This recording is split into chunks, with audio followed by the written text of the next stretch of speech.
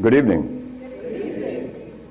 I want to thank you for being so humble and nice, considerate to come out here and listen to what I have to say. But what I have to say is mine. It was never mine. It's ours. I never believed that I would find myself in front of an audience having to talk about a subject that we all once knew. A subject that is as old as creation. And if you want to see what I'm talking about, we have to just take a look at the zoo. The zookeeper doesn't feed the gorilla the food of the polar bear. Am I right? So how come we eat the food of everybody?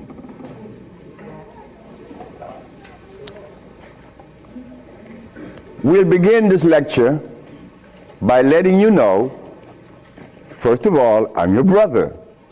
No more, no less than you. I can't be smarter than you. That's impossible. We have the same amount of brain cells. So how was I privileged to be navigated to this information? I don't know. I don't even question myself. I just like to live. As a little boy, I hated school. That is the truth. I didn't go to school. I didn't like school. I didn't like to comb my hair. I didn't like a whole lot of things. I didn't like money.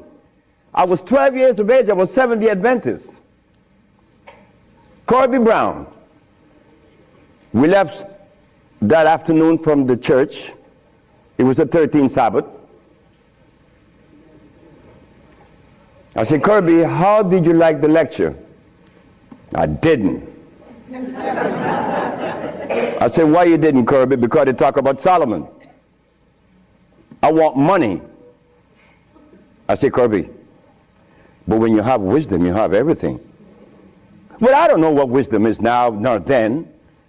But I knew that money was not my pursuit.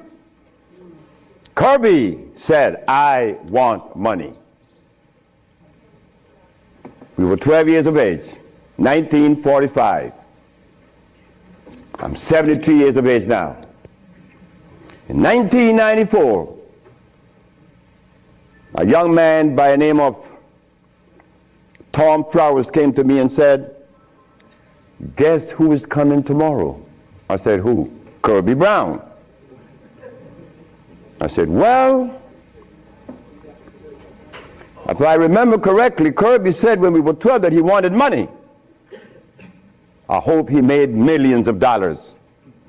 I don't have any millions. I don't even have $1,000. But you don't. But that's okay. I live. I found that avenue, or it was shown to me how to live. Not to read books. Because everybody reads books. But yet, society is deteriorating more every day. Everybody reads books. The brother called the other day on the radio and said that he asked about corn, right? Corn? He read books. He said that the text, the Kemetic text showed him that corn is good. Well, he better examine his text because corn was made by man.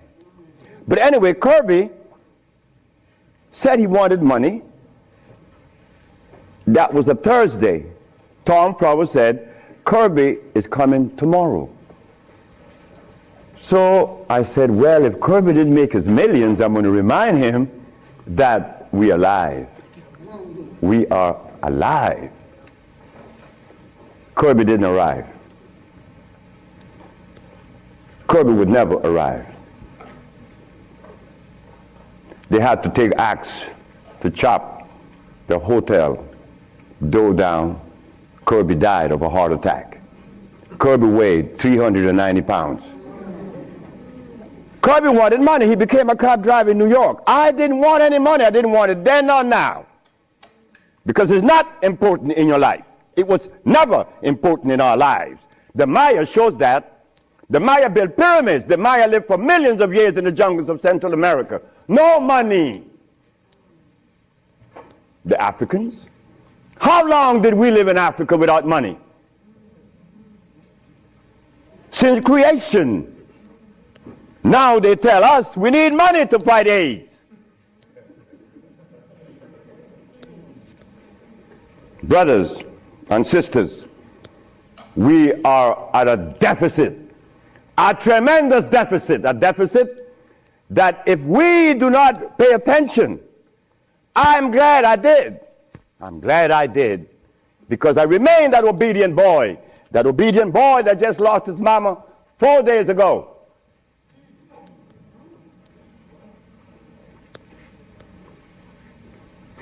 I listen. But to listen, you can't have a philosophy in your head. If you have a philosophy in your head, you cannot listen to anyone. I was there. I was a Seventh-day Adventist. I listened to no one but those things that came from the church. Well, if I was to listen to the church today, the Seventh-day Adventists, I'll be eating tofu. I'll be sick. You see? I'll be eating tofu. If I had gone to school, I would have become a medical scientist. I wouldn't have been able to cure AIDS, because they do not.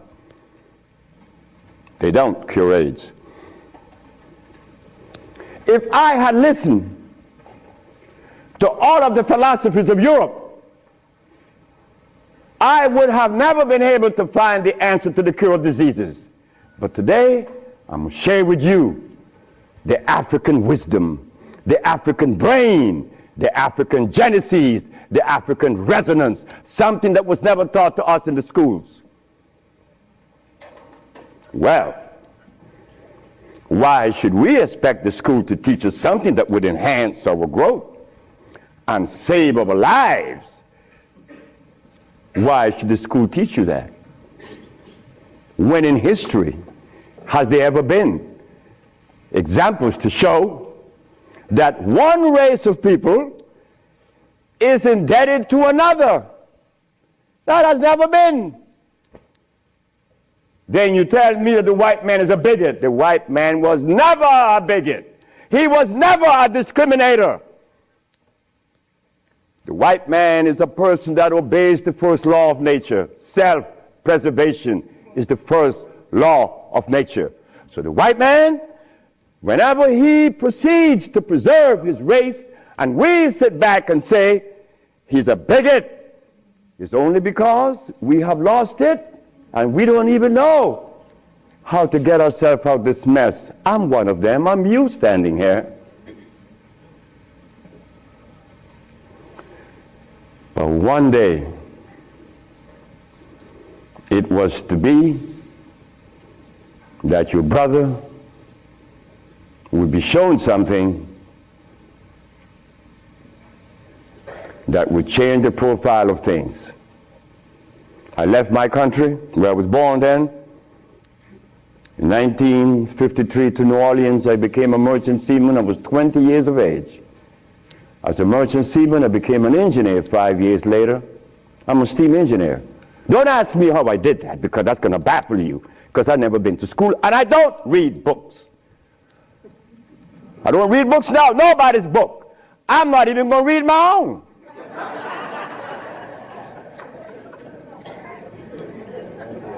Because all the book readers come to me asking me, how did you cure AIDS?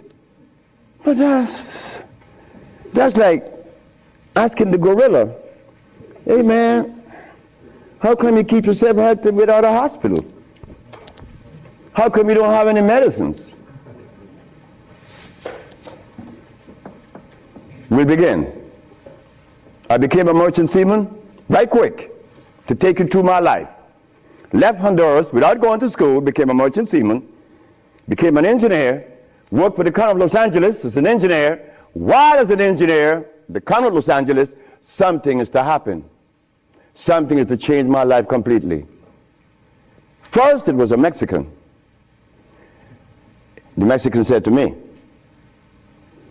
"You're dying." I said, "I know." "How do you know?" "Because I fell out going to the bathroom a Sunday afternoon, and I didn't reach the bathroom. I got up off the floor. Something must have happened between there and the bathroom." But I had gone to the neurologist, the endocrinologist, the jail practitioner in Russia and England and Germany and France, United States. And they were people that knows what it is about. They had the great big books on medical science. But my asthma and my diabetes, my impotence was kicking. What happened to the books? They read books. All the physicians that treated this boy read books of all kinds. Nothing happened. I goes to Mexico, and the Mexican have a goat in his house. Every 5 words it was bad, bad. And I'm looking around. The Mexican said, "The goat bothering you?" I said, "No." "You're dying because you are disobedient." Then he brought the Holy Bible. "Honor thy mother and thy father, that thy days may be long upon the land." That's in the Bible, isn't it? But how could we honor our mother and our fathers when we don't even know what they were about? You don't tell that to an elephant to honor his mother, because when he's born, he follows his mother and watch what his mother eats. Do you and I know what our mothers ate in Africa? We don't know. Yet we dialogue. We dialogue on this level of intelligence because I know Plato, I know Aristotle, I know all about Diogenes, but you don't know what your mama ate. So everything that you talk about means absolutely nothing. So you see where they have us at a deficit? That's why we need each other's. Now, when I became an engineer, the Mexican said, "Stop eating. Don't eat anything." For how long? 3 months. I said, "Are you crazy?" He said, "No, you nuts." You ask me if I'm crazy. You've been eating garbage for 30 years. You've been eating garbage. And I'm going to remove the garbage for 90 days, and you ask me if I'm crazy. What was I eating? Hog maws, chitlin, neck bones, crackling bread, Lorne in New Orleans.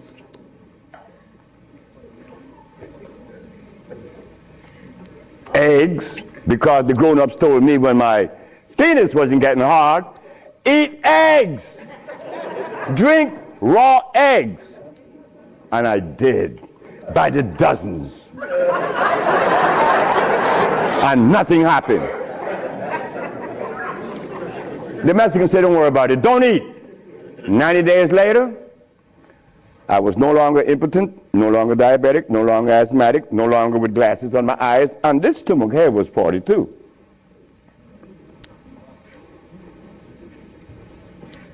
What happened to the science that the physicians were using, medical science? It didn't work, isn't it? But it worked with me. The herbs work with me. This Bible says,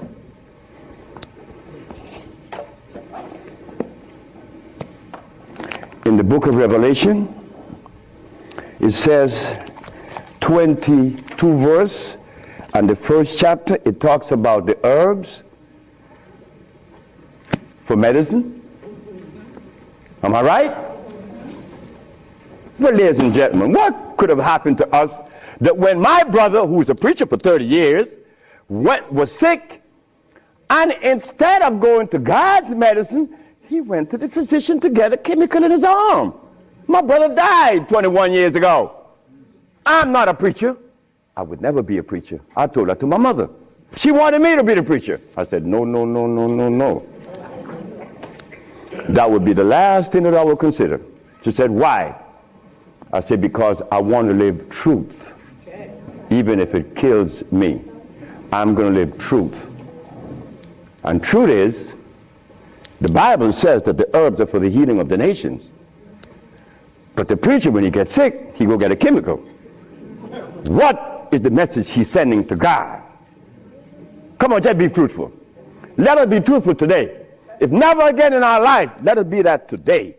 Why do we go to see the doctor to give us a chemical when the Bible says the herbs are for the healing? Why do we go? Well, you're going to soon find out. That's what affected me then and probably affecting me now to a great degree. More than I would ever realize. Because remember, I want to go to the blackboard.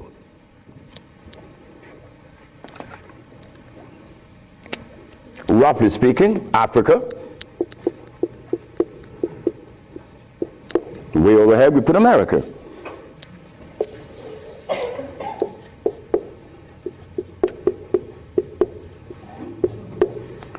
They have 4,500 miles. What happened between here and here? A lot happened. You see, when we were here, without the mathematics, without the ABC, without the sciences, when we were here, we had something to our advantage that we no longer have here. We are blind here. Here we weren't. We were seeing. Why? Because God provided us with everything we needed here. And none of it was comfrey or rice and beans. There were no tofu. There were no soy there. There were no cows. And there were no hogs, no chicken. There were no flour. Those things didn't come from Africa.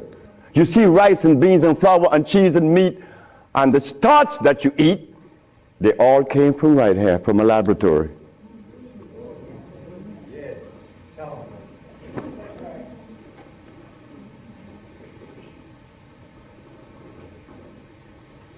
Now, for us to eat, you have to have in your big skull the understanding of biochemistry. But when we were here, we didn't have to know anything about biochemistry. Why? Because God doesn't make poisons. You see, God doesn't make carrots. Well, let me put it here. Stop the garbage. Anytime someone tells you that tofu is good for you, that someone that just gave that information to you has one eye open. But he's confident that when he tells you to eat carrots and you drink it, you have both closed. So a one-eyed man is king where everybody's blind. But the one that recommends the tofu is only half seeing. He's blind. He got one eye open only. But he doesn't know it. Example. Before we get into the real lecture, pull this out. This is how people take privileges on us. They don't care about us. They bring us information that, oh God, that's why the rest of the world laugh at us. Because they know that we have both eyes closed. Here it is. Moringa. Moringa has 23 times the iron in spinach. Spinach has iron? No, because spinach, let me take my time because there's a whole lot of information. I don't want to jog it up. Anything that has a pH of 7 plus is alkali. Anything that has less, 5, 4, 3, 2, 1, is acid.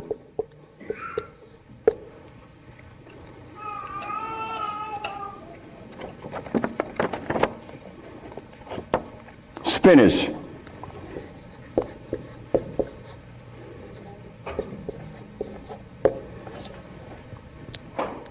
Acid. Why compare moringa with spinach?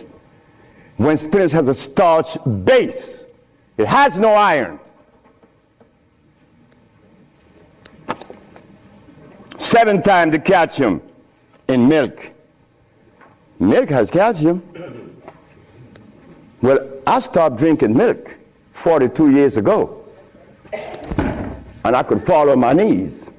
You drink milk with moringa, because they said to mix it with milk and some pages hair, you're not going to fall on your knees at 73. You're going to leave your knees down there. 11 times vitamin A that you find in carrots. Carrots has vitamin A. Carrots belongs on the acid side of life.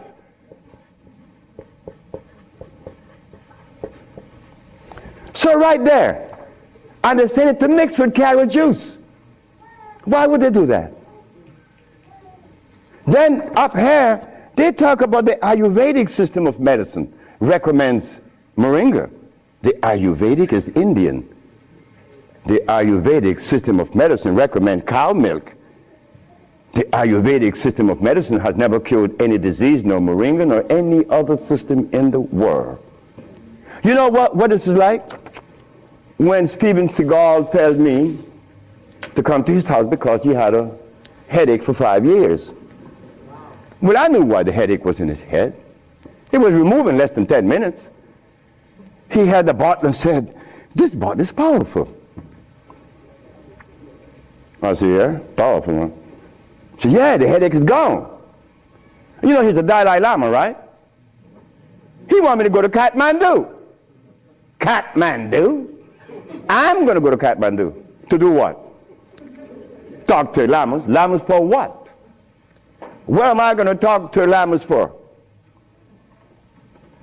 They couldn't cure your headache that you had for 5 years. The lamas need to come and see me, not me, the lama.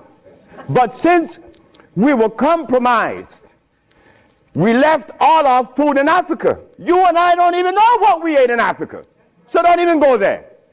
But we have the opportunity because one of your brothers happened not to go to school and look outside of the paradigm of school and found something altogether different. And what did I find? That anything that God made is on the alkali side.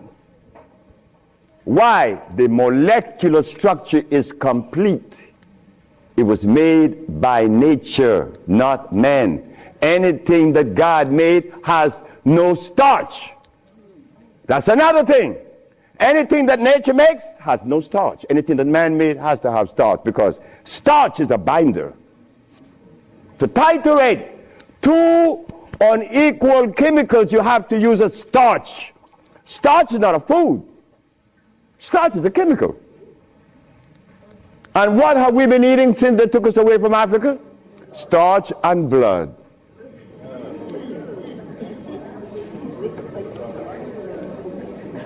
Starch and blood. We didn't eat blood in Africa. Gorilla doesn't eat blood. He eats leaves and berries. But gorillas are sane. They listen to each other, and they have a society well put together. Well, Sebi, when he became the engineer, and he found out that the pH value of things had a lot to do with healing and the properties that's to be used, I was happy. I used to run home. Guess what I found? I found that the herb that everybody's talking about is acid, and everybody's using it. What herb is that? Comfrey. She said, what? I said, yes, it's on the acid side. And so is rose hips, enchirecia. What about golden seal? That's right, golden seal was made. It's like the stick that you put in your mouth. They call what? What they call it? The chew stick. What they call it? Liquid stick. Everybody have liquid stick in their mouth, right? But liquid stick was made. It has 50 times more sugar than does sugar itself.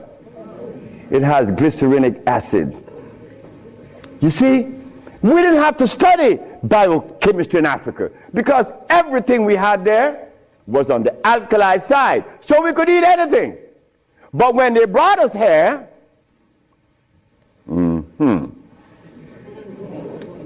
put some clothes on now. And after they put the clothes on you, come here, boy, you got to get in front of this classroom. You have to learn this ABC stuff. But hold it now. Gorillas doesn't take their cubs to be trained by polar bears. Gorillas train her own cubs. The gorilla way. But no, you and I, our parents couldn't do better. They had to take us to the school because they wanted to save us, protect us, because that's mother. Mother doesn't want child to suffer. So mother was shown that if child didn't go to school, and they'd be illiterate, and the society is made up where you must go to school if you want to buy a Mercedes. But in our society, school, what you mean by school? We don't have such animal. We build things. And those who've been to school can't even build the pyramids today. Not in Honduras, not to mention the pyramids in Mexico. They're 4 times the size of the pyramids in Egypt. Oh, yes. I know Ben joking and didn't talk about that. But that's okay. Because he needs help like I need help. We all need help. So the school that we thought was going to be so equitable, so useful, had become a deterrent. Because those that have been to school doesn't cure anything. How did I learn and I didn't go to school? Easy. We baby-aged kids. We don't die. Right? We do it. I'm not wiser than you. I may be more mischievous than you. I know that because I do some mischievousness that you would not believe. But anyway, as an engineer, I went to work one night and I began to test herbs. And I begin to see that all the herbs that you guys are using are acid, every single last one of them, except for burdock, yellow dock. They're natural herbs. And the other one, which is the red clover, that's a natural herb. They're alkali. They're very good. So I begin by compounding herbs from all over the world. And lo and behold, a blind man was killed named Mr. Fredericks. Then the Japanese, Fred Takashita's wife, was killed of endometriosis. She had a baby. She was never supposed to have a baby. It's a white lady from Utah. My boss brought his daughter and his brother with ulcers. They were killed. The boss came to me one afternoon and said, "So you're going to leave me?" I said, "Yep." He said, "You're going to leave me? On your resume, you said that you didn't go to school. And the only reason why I hired you is that I was curious to find out how could a man have an engineer license, never been to school. I wanted you to fail. But instead, you did something that is extraordinary. Are all black people like you?" I say, "Brett Howell," his name is Brett Howell. "Are all black people like me?" I say, "I'm the dumbest." "Yes, they're all like me and more powerful than me." "Well, how come they're not doing what you're doing? You killed the blind man. You killed my daughter of ulcers. Could they do that?" I said, "They could do it better than me. But why aren't they doing it? Because they're afraid of you. I'm not afraid of God. I'm not afraid of the devil. I'm not afraid of anything, especially you. Because I don't live in fear." So I say, "Brett Howell, the black man of America is afraid of you white people because you guys made him afraid of you. And you should not feel good about that. It's not about me hating white people, loving black or hating black. It's about understanding. Nobody's going to help us but us. Nobody in this world, whether white, black, Chinese, or Arab, could help us it's impossible for them to help us. Why? Because they don't know us. They don't have our genetic predisposition. Look, as a Christian, I used to eat pork. Of course I eat pork, and I love it. But as a Muslim, I eat lamb, which is 10 times worse than pork.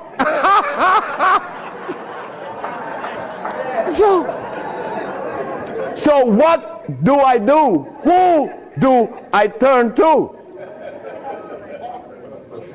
So after I quit my job, the boss said, wait just a minute, because I think you're crazy. You're leaving your job as a steam engineer in 1980, when herbs in 1980, I'm making $2,900 a month. I'm going to leave my job with 10 years seniority to come after some herb that you didn't like. Why did I do this? I had to do it. It wasn't that I could see that far. I can't see beyond my nose. Talk about years ahead. But I had to quit my job. And I had to question myself, why am I doing this? But I did.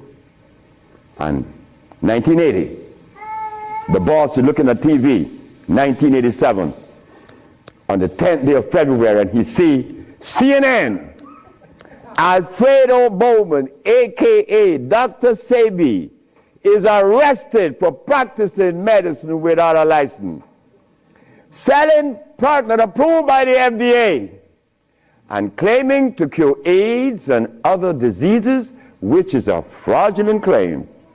The boss saw that. The boss' wife is in the bathroom because he told me the story himself. He called her out, come and see the man that's arrested. If he says he cure AIDS, I know he cure AIDS, because Bret Howard knew that I would never compromise myself to a lie. When I talk, I know what I said is the truth, but I also know that in America, you could also be dead right. But it doesn't matter. It does not matter. I'm 73 already. They killed me tomorrow, it's all over with. I rather reach 73. My brother, who was a preacher, he only got to 50. But I stuck with you, the black woman. That was my success. You, the black woman. I always kept my eyes on you. Nobody else, not the maid, because I'm one. We don't do nothing. We can't do anything. We need you. Because it is you that held our hand. It is you that breastfed us. My mother breastfed me for only 4 years. But that was sufficient.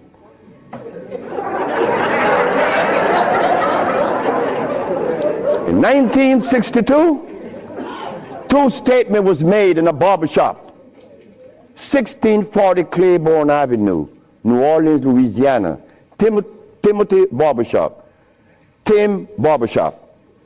Ernest Moriel walked in there when he was a lawyer. And every time Ernest came in the barbershop, we used to jump on Moriel. I mean, we used to kick him around the place. Moriel said, you see you niggas? One day, I'm going to become mayor. And I'm going to remember you, Alfredo. That's me. The big mouth. I'm going to have you in jail. Ernest became the mayor of New Orleans. I was in Los Angeles, and the most hurting thing in my life was when I heard that Moriel had passed with asthma, a disease that I used to suffer with, that I was cured of in Mexico, and that I have addressed so many times. Moriel died. Ernest Moriel. Then another statement was made by me in that same barbershop. I said that I would give the black woman a gift. Brother said, Logan said, Sapphire? I said, yes, Sapphire, your mama. I said, she was the first, you came out of her. She held your hand. She teach you everything about the basic things of life, and then she cut you loose. Now she worth nothing. She's Sapphire. I'm going to give her a gift. 1962, that statement was made. But 1962, I was sick. I had asthma, I had diabetes, I was impotent, I had everything under the sun. But in 1964, I was cured, and years went by. Then I found out this is the gift to the black woman. The healing that I found is in your hands now, black woman. Yes, it's in your hands. So in 1987, I was arrested. And while I was in jail, I was the happiest man in the world. Because when I was 40 years of age, I was going to work, and I passed by Miss Louise Wright's house on my right, and I made a statement: I'm going to help humanity. And here it is. 1987 is the showdown. I was arrested. All of the people in New York that were healers, I don't need to call their name. They said, yeah. They got the big mouth. They were angry with me because I put an ad in the Village Voice and the Amsterdam News and the New York Post. AIDS has been cured by the USHA Research Institute. And we specialize in cures for leukemia, sickle cell, impotence, blindness, cancer, and others. Well, after all, I did it. Shouldn't I advertise it? You should be glad your brother's doing that. Because now you have a chance to share in the bounty, right? That's the way I felt. So I'm in jail and I'm wondering, how is the American Medical Association going to escape from this one? You see, in the past, herbalists, when they talk, shh, gotta be quiet. Gotta talk under the table, because the physician may get you. The FDA gonna get you. But we seem to forget the one basic thing. When they remove us from Africa, did they bring our food with us? Did they? Well, how could the FDA have such kind of power over us now? Come on now, just wake up to it. So I stood in jail thinking, how am I going to do this one? This is going to be a heavy number, but it's nice because I wanted this moment. I wasn't going to back down. What you mean, back down? I'm representing some black woman. I never had a father. I never had a man in my confines to tell me something. No, I never had a stepdaddy. I had a woman. And then another woman, my grandmother. My great-great-grandmother lived to 124. Her name was Elizabeth. And she lived 70 years without a man. My great-grandmother lived 112. She lived 68 years without a man. My grandmother died at 100. And she lived 50 years without a man. My mother died 5 days ago. And she racked up 40. My mother died while I was coming to see you. I didn't turn back. You know why? The relationship with me and my mother was one of love. And she would have never wanted me to be there. My brother told my mother when I was about 10 years ago, he told her, yeah, you didn't like me. You didn't give me any love. You didn't give Fred any love either. That's me. So my mother said, what you say? You gave all your love to the pastor, not to Fred and me. My mother said, like, Fred, are you in on that? I said, man, this boy was talking garbage. See, he told me he's serious. I'm never serious. I don't know what it is to be serious. I hear men talk about seriousness. Well, I don't know what you do with that. But my mother said, raise your hand up and open your fingers. Which finger would you elect to take off of your hand? I said, none. She said, thank you.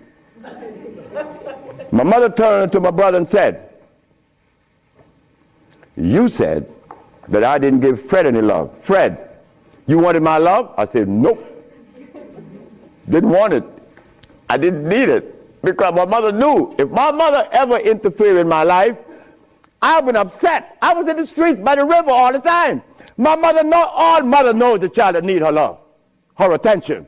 But she love all. But she knows the one that need the attention. I didn't want my mother attention. And she knew it. But my brother said that she didn't give him any. But the boy went to the 3rd grade. He owns a fishing fleet, he owns an ice factory, and he owns a fleet of planes. And he said that his mother didn't give him love. You see how we could easily make mistakes? Okay.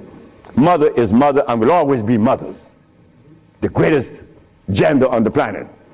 So while I'm going to court now, and I'm standing, the judge said, get the man out of jail, and I went to his chambers. Judge Shorter said, young man, you mind if I ask you a question? I said, no, sir.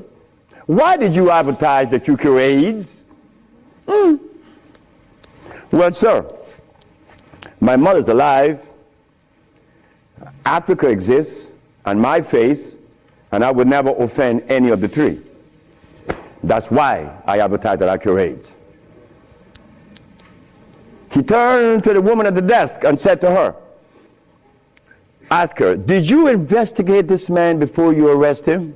She said, no. Her name was Phyllis Spade from the Attorney General office in New York. She said, no. You didn't investigate this man before you arrest him? This man, the response he gave me, he cured AIDS. But AIDS is the easiest thing to cure. People think that AIDS is difficult. To me, everything is easy, and to you it should be too. And I'm going to show you why it's so easy. So the judge said, well, you out in bail, and that was February the 12th, I got out of the 13th, but the case doesn't begin until 88. September, I have a year and 8 months. Why the judge gave me so much time, I would never understand. So I waited, trial date. This is where the showdown with black and white. Not better or worse. We are not better than any white man or Chinese, no. We just happen to be different. That difference has never been treated by any religion or philosophy. There is a difference that needs to be understood. So while I went into court, the judge said, well, Dr. Sebi, will you please begin? Where do I begin? Begin where you say you cure AIDS, and the physicians say there's no cure. The physicians are 100% right. There is no cure for AIDS or any other disease. The judge said, just a minute. There's a contradiction here. The newspaper says that you cure AIDS. Then you agreeing with the physicians. That's a contradiction. No, it's not. When you limit it, it is. But when you leave out the box, it isn't. She said, help me. She said, of course. The physician take the position that there is no cure for AIDS or any other disease, and the physician are 100% right, according to their philosophy and their perspective. Their medicine didn't show them a cure.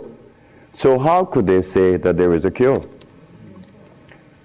But the perspective that prepared me, there is cure for AIDS and every other disease. Oh my God, when I said that, the physician jumped up. Your Honor, Dr. Victor Herbert said, Your Honor, what other perspective could there be? After all, you know, this patent on us, the FDA has a patent on us. You cannot talk. The FDA talk, you shut up. Oh yeah? Well, I'm going to find out. So, the judge said, what perspective is yours? Dr. Victor Herbert, Dr. Bonanno, and Dr. Christopher said, how could there be another? I said, there is another, Your Honor. And what is the other? The African bioelectric cell food. I've never heard of such a thing. That's what the physician said. He had never heard of the African bioelectric cell food. I said, of course. But we have to remind the good physician that he have not heard of a whole lot of other things. But that doesn't deny the existence of the African biomineral electric cell food. What is it? The allopathic claim that there are multiple diseases. The African biomineral balance negate that position. There's only one. disease. Never been to. The allopathic claim that to treat the multiple disease, you must use a chemical, which is violating God. Right? The African balance said no. It's a nutritional approach. Electric food. Your Honor, I told you that this man was insane and unscientific. He said there's only one disease. But there's only one. Remember, I'm the boy that didn't go to school. I'm going to break things down to the least common denominator. When I was a steam engineer, I found out that in a machine, thermodynamics I'm talking about, or an automobile, the only thing that could cause this machine to go bad is what?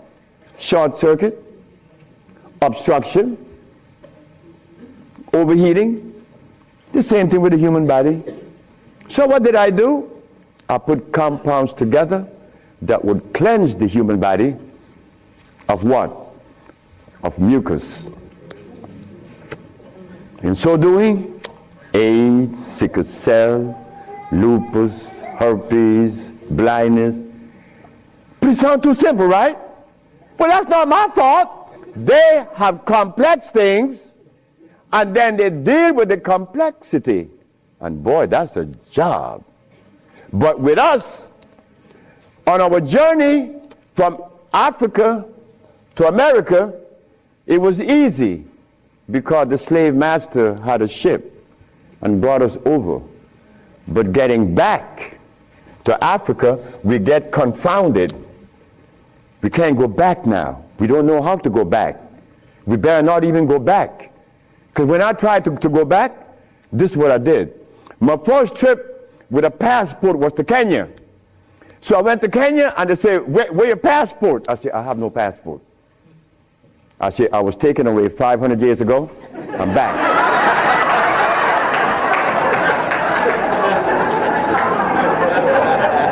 When I left, I didn't have any passport. So why are you asking for a passport now? Is a passport African? Put him one side. They put me one side and send me back out.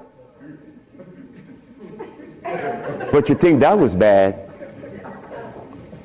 That wasn't bad. Wait. May I have that? I go to Africa. I go with my wife and I said, well, boy, I'm happy. Girl, we're going to liberate Africa. We're going to do something for mother country. I go and I saw Dr. Parinyatwa in Zimbabwe. I said, Dr. Parinyatwa, I think your problems are over with. Not only Zimbabwe, all of Africa. Here is Hospital Vicente di Antoni, is an Italian hospital. Department of Blood and Laboratories. HIV positive on the 25th of November of 1993. 17th of January of 1994, HIV negative. This boy named Alfeo Lagos, this from the Red Cross, the Honduran Red Cross.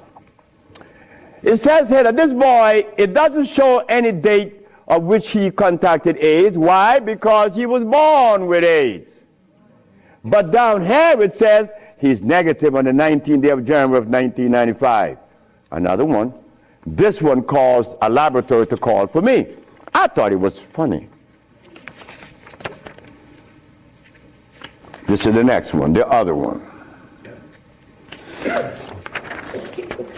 His name is Alex Suarez. On the second day of January, this boy of August, he found himself with HIV positive. On the 19th day of August of the same year, 17 days later, the boy is no longer HIV positive. So they called me for what? I don't know. Because I know they're not going to change it. Now, this one you're going to like. This one is from the San Diego Public Health Laboratories. It says here that this man has a HIV-1 RNA 26,205. The boy was supposed to be dead at 25, right? Just go to the other page. 6 months later, he's less than 400. He was killed at 15. So anybody want to read it? Because I could be lying, because that's the way we think. But here it is. No, that's possible. I could be lying. Here, young lady. So, curing AIDS, don't sit and look. That's the easiest thing for niggas to do. We could do more than that. Curing AIDS, to them is big thing. To us, it's nothing. You understand? But now, here is where this little carpet comes in. Where did I put it? The blood, no good. Here it is.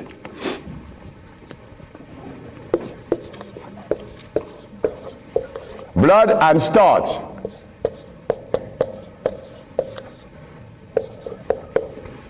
Blood and starch. Blood and starch is going to prevent you from doing what the ants does for each other. Ants, when it's getting ready to rain, you know what they do? All the black ants, they begin to do what? Cut the leaves and take them to their little nests. Ants doesn't eat leaves. They eat the mycelia that grows on the leaves with the temperature. They are farmers, but they provide when it rains. Red ants does the same. But we black people, we can't do that.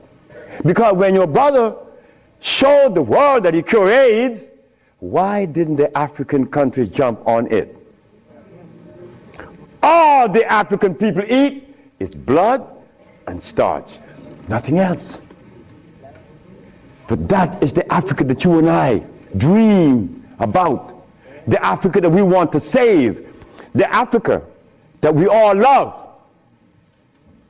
I found out that there is no president in Africa that is interested in the cure for AIDS.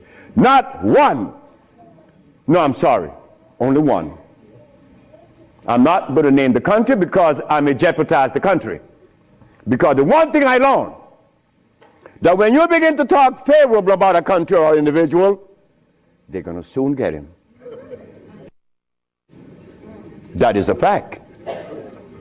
So I cannot talk about the country that said to Dr. Sebi, Dr. Sebi, whenever you want to return to Africa and begin this new empire, you have 5,000 acres of land and 6 hot springs. I don't need anything else. Hot springs? 5 hot springs with 5,000 acres of land? We could grow food. We could make the best dress. I said, sir, I am not going to come to your country unless I'm able to grow marijuana. He said, marijuana? He said, wait just a minute.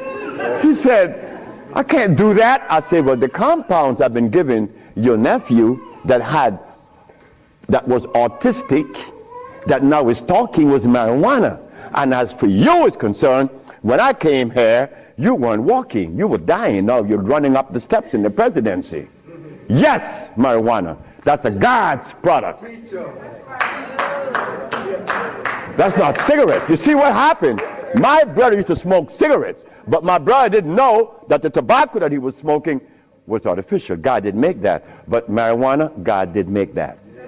So it must have been a good reason why I was told in school that everything God made is good. Well, I know that. I live that. And I always will smoke it for as long as I live. Why? Because I have that right.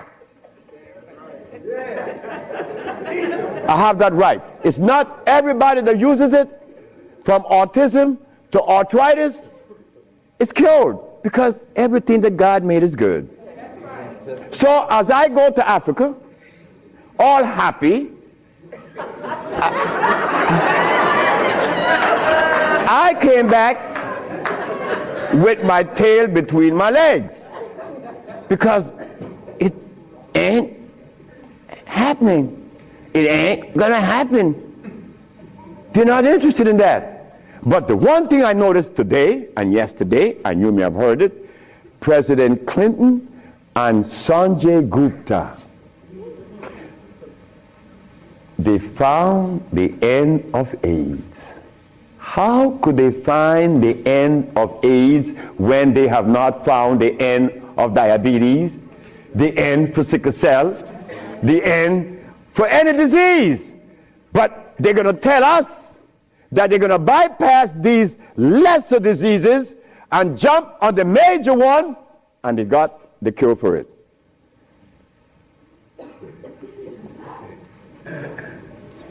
I got documents to substantiate that I cure AIDS, right? So what's up? What's up? Well, I'm going to show you what's up. When I was in Zimbabwe, the Department of Health said, why do you come to us saying that you could help us? And your leaders in America didn't help you. My leaders in America? What do you mean by that? They mentioned Minister Farrakhan. I said, just a minute. I don't follow any man. I follow women. And I don't follow sick people. Because if I follow sick people, then I got to be sicker. I go to Brazil. They say, why don't you, if your leaders didn't help you, why should we? I say, my leaders, again, they brought these leaders in front of me. And they mentioned something like Al Sharpton and Jesse Jackson. I say, oh God. I say, why you all ask me about these people? I never knew of Jesse Jackson or Al Sharpton or Oprah Winfrey promoting something that is equitable and good for the black community. That's never been. What they could do is march. That I know. But why do you ask me about it? I'm asking you, why can't you incorporate this in your repertoire? You said me, I have no leaders. My leader's my mama. The biggest testicles on anybody I've ever seen, they was on my mama. So don't ask me about leaders. I don't follow leaders. I never was part of that thinking. I don't need anyone to lead me someplace. So now I'm asking you, what do we do now? I cure AIDS. Are you going to call Oprah? You don't need to. She could advertise 1 million pieces, broken pieces, right? But that's fine. But she cannot advertise the cure for humanity.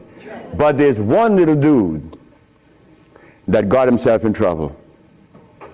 And he was totally unaware of what was going to happen. This little dude, I'm home with my wife, enjoying myself, a Sunday afternoon, looking at TV, somebody threw a rock on my window. It's Randy Jackson. What did you want? My brother want to see you.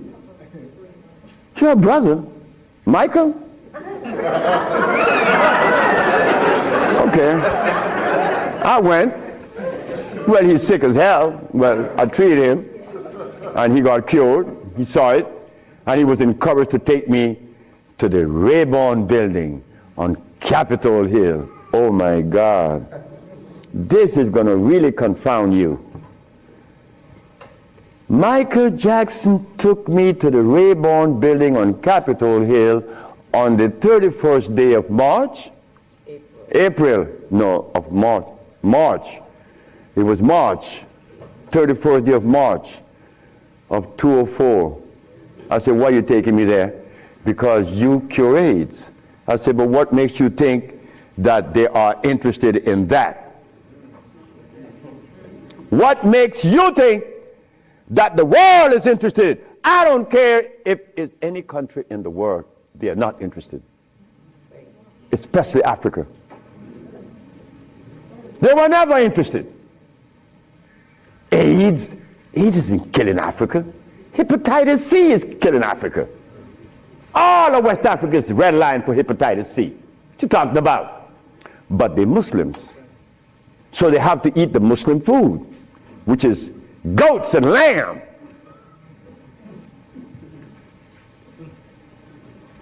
Go tell them that the Arabs played a trick on their brain. You cannot do that. Me, I remain the son of the jungle woman. The jungle woman that didn't have any clothes on. Yeah, I am her son. I stuck with her and she liberated me. You have to hear this. One morning, I woke up and I heard the music that was playing. You know how you turn your radio on and you're sleeping, but the music on the radio would influence you, and you dream that you're seeing the artist that's playing, right? You ever had that happen to you? This morning, I'm listening to John Coltrane. 4 o'clock in the morning on channel 850 on the TV. I'm sleeping, and I'm hearing John Coltrane playing Interstellar Space. But then something was happening while this music was playing. I was looking at a black woman doing this from behind a tree. I woke up and I didn't know how to interpret that dream. But then I was leaving that morning for Los Angeles. As I got to the airport, the governor was there. The governor said, "That's him. That's the man that cured Alcida of leukemia. That's the man I'm talking about." The governor had a lot of people around him. So I went. I was leaving for Los Angeles. He was leaving for the capital. He didn't know that we were going to meet that morning. So they was talking to me and asking me questions. Finally, 2 men that were standing away from me, they were white men from the United States. They came up to me and said, "Well, we have heard of your miracle cures." I said, "Sir, I don't even know what a miracle is, especially perform one. I just happen to cure leukemia. That's not a miracle. To you it may be. Because your school of thought have you to believe that curing these diseases is one great big feat. No, it's simple common sense. I'm an African. Now this is where the naked women are going to come out. They said to me, "We have heard of your miracle cures, but have you been saved?" You see? Right there, I consider that an imposition. Why do you take the liberty to believe that I'm one of those that have accepted your philosophy that I have to be saved? I say, from what? The man politely answered and said, "From your sins, of course." I said, "Wait just a minute." I said, "You know, man, while you guys were standing over there, I said," and I looked at you both, and I said, "Two very intelligent young men. But now I have to question that." He said, "Why?" I said, "Well, because the color of my skin should have prevented you from asking me that question, have I been saved?" He said, "What does the color of your skin have to do with anything?" I say, "It has to do with everything. I am the son of a woman that was taken away from the forest of Africa. To begin with, she didn't have any clothes on. But she didn't have any alcohol. And she didn't have any prostitution. And she didn't have any supermarkets. And she didn't have a hospital. And she didn't need anything that God didn't make. And she didn't have any money. So all these things constitute sin. So my mother in the jungles was sinless. How did I become sinful?" You cut it out. You stop that. We have to begin to change our diet, because this diet here of blood and starch is all we eat. That is all we eat. And then with this diet of blood and starch, which confounds their hormonal structure, we have the nerve to tell each other's, "Brother, you were wrong. I'm wrong. I mean, where did you get that from? I'm wrong. You've been eating blood and starch, and you're going to tell me I'm wrong. No. We got to stop it. Because the blood and starch is why I couldn't penetrate Africa. So, you forgot, right? I'm in the Rayborn building. Who is present? Sheila Jackson Lee from Texas, right? John Conyers, Illinois. Or Detroit? Jesse Jackson Jr. from the House of Appropriation. Our most beloved President Bush. No, we have to give him credit. And no African government ever given me the privilege to practice herbology. Bush did. Bush appropriated $5 billion to fight AIDS in Africa, right? And the African government didn't appropriate one dime. They didn't want their brother to do it for free. So Bush stands out way above there. Bush gave $5 billion, and Jesse Jackson Jr. is there. So when I go to the podium and I say, fellas, y'all don't have to look for the cure of AIDS anymore. Here it is. Jesse Jackson Jr. did this.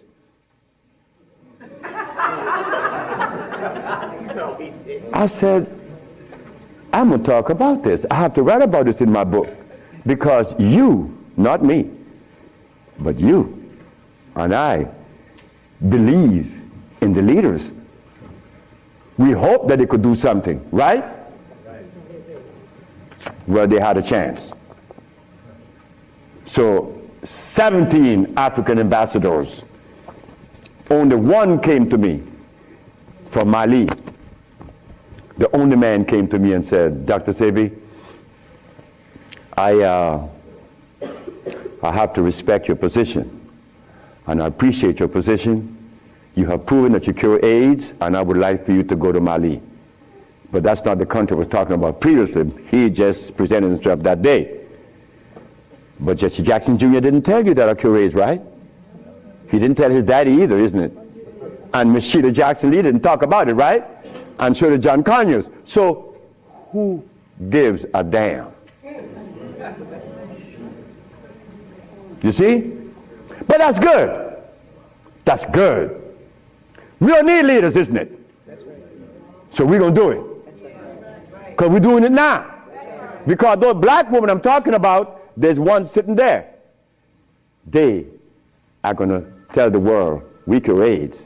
But last night, Clinton and Sanjay Gupta is on CNN, talked about the end of AIDS. How about the end of sickle cell? How about the end of lupus? How about the end of herpes? How about the end of blindness? They didn't find those, but they find the end of AIDS. How is that possible? Are we going to buy that too? Are we going to let them continue to say that there is no cure for AIDS when your brother is curing it? So we are guilty. We are the one that's guilty, not the leaders, because they're sick. All the leaders are sick. You can look at them and tell they're sick. So we have to forget about the leaders, right? So which animal in the forest follows a male? None, right? They all follow females. So how did we begin to follow males? I mean, that was the most, look, the one thing I wanted in my life was a woman laying by me as my significant other or my wife, that she didn't have a God or a devil in her brain. That woman is sitting there. Because I could not have a woman laying by me and she worshiping something else. I mean nothing to her. No, you worship you. That's who you worship. That's who we worship in the forest. And we were doing quite well because none of us, her children, could talk about how long did our parents live in the forest of Africa. You don't know. For millions of years since creation. Did we have money? We live a perpetual vacation. Now I got to wear this stupid suit on. When I didn't have to wear any clothes. But now just to live, I have to have a $15,000 suit on, a $5,000 shoes. I have to have all kind of stuff on me. And then I qualify. Do you have a master's degree? Man, I didn't go to school. Oh, put him aside.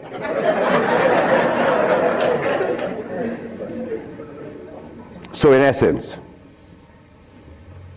there's no one on this planet that is interested in the cure for any disease. None of the leaders, none of those who are talking, they are not interested. It was simple. It was understanding that is alkalinity that cures, not acidity. And any healer that comes to you with these things, like adding carrots, like moringa, it says here, one of the things that I are careful with, it says here, if you add carrot juice with it, it's going to help you. But just a minute, carrot was made by some dude in Holland. It's very acid.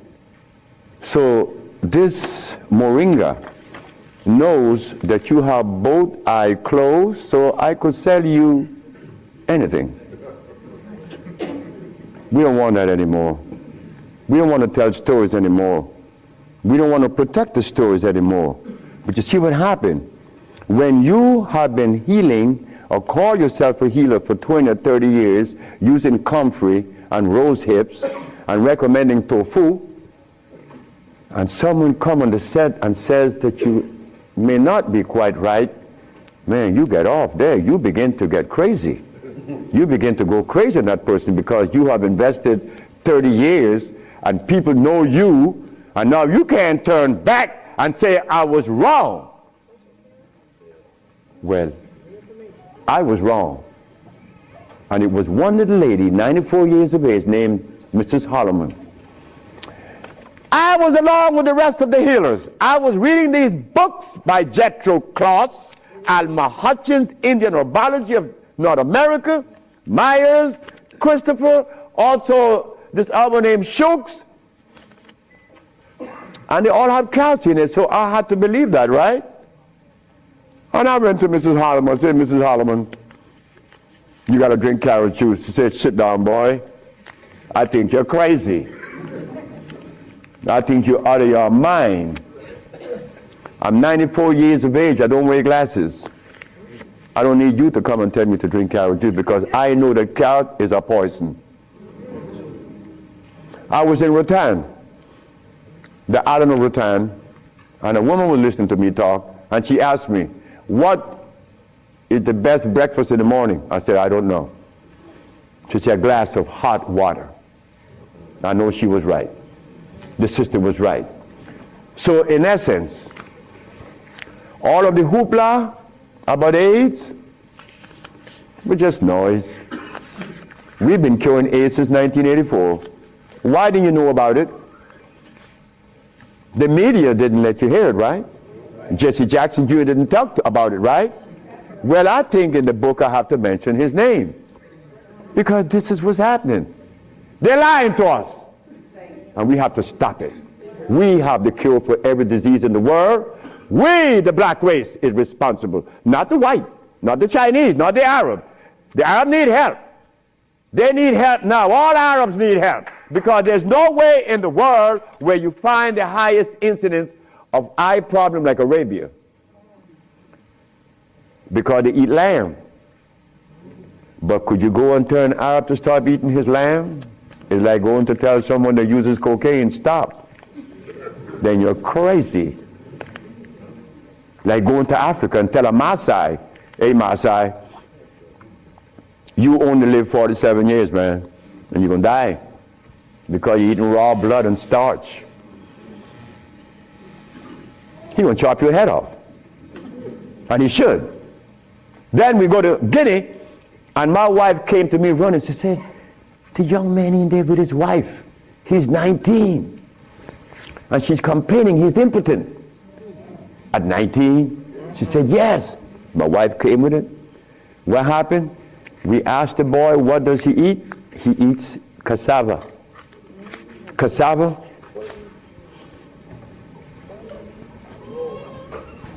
We say raw? Yes. Go to Guinea.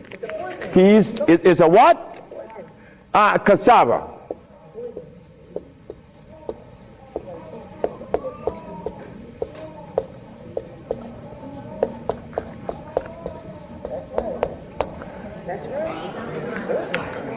I want you to go to any African country and tell them, no, just ask them, please, why do you eat cassava? Oh, this is African. This is from history. Hey, African, I know you've been bamboozled too, because cassava is not a product of nature, nor of Africa. Cassava is a starch that needs the aid of a man to grow it. Cassava cannot grow by itself, and it has cyanide. But the cyanide has already affected the brain. He cannot think for himself. It's like talking to a Haitian or a Brazilian. In fact, the only country that I have ever visited that have people dark like me, but nobody in Brazil is black.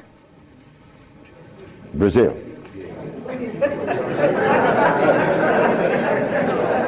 If you go and research the census of Brazil, you will never find a black person in Brazil. Everybody is white.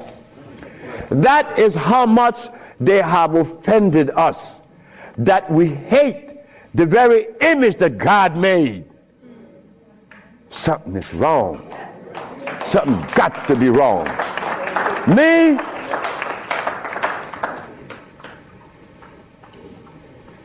I was a very good Christian, and a very good Muslim, a very good Buddha. And I wanted to join the,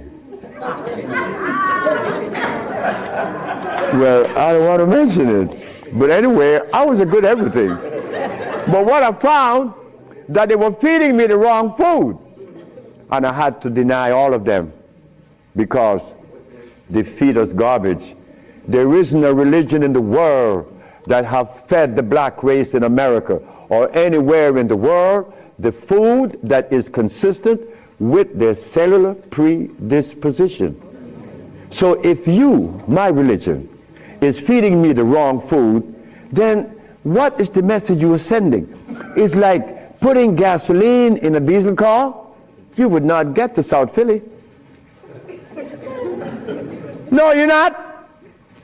It's not going to run right. But we eating starch and blood, and we want a dialogue. Dialogue based on what? I mean, come on now. We are the remnants of what world? Let us try to bring it back. We can't challenge each other's. The only thing we have to offer each other's now is love. But to get to that point, a sister told me the other day, because I made a statement in the church, a brave woman stood up and asked me, Dr. Sebi, what have you learned from the entity that you are forwarding to us now? What have you learned from it? I learned to kiss everybody's butt. And I meant that. It came out that way in the church. Well, I had to give it that way, because that is the way it came to my brain. I kiss everybody's butt. It's easy. You see, it makes it easy. When you start kicking it, somebody's going to do something to you. And when you start kissing it, they reward you. So this sister came to me, and she was very smart. She said, do you literally? I said, drop your panties.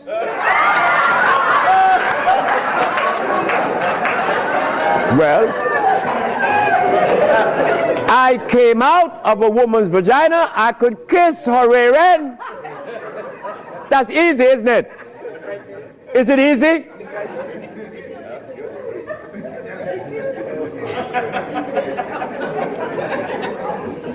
See, I have no what you all call shame. I don't know what that is. I'm not serious. I'm not ashamed. I'm not a man. I'm a male.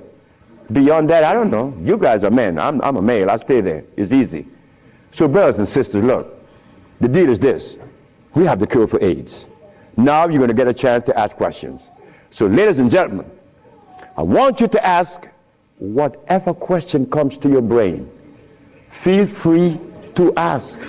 I mean, please, don't you hesitate. Don't you feel that you have to restrict yourself.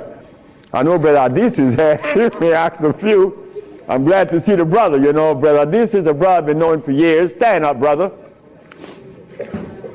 When I saw the brother the other day, I was very encouraged because the brother looks good. Yes, sir. I appreciate the brother. The brother looks good.